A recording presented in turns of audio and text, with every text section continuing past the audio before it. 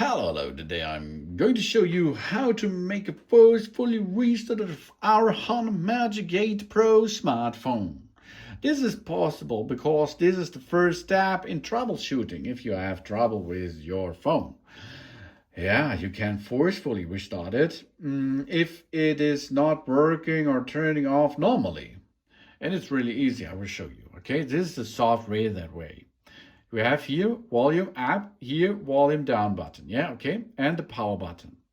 We are going to use two buttons of the three buttons. Now, we are going to press and hold the volume down and the power button for more than 10 seconds or until we see the Honor branding in the center of our screen. After this, we can release our fingers from the buttons and we are going to see that the Android is performing a restart the system. After the restart is done of the system, it should be work very well again.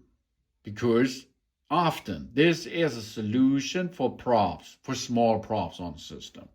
If there it is, and we work well again. If this is not the solution, of course, then I promise have a look at my other videos about hard reset and troubleshooting your Honor Magic 8 Pro smartphone.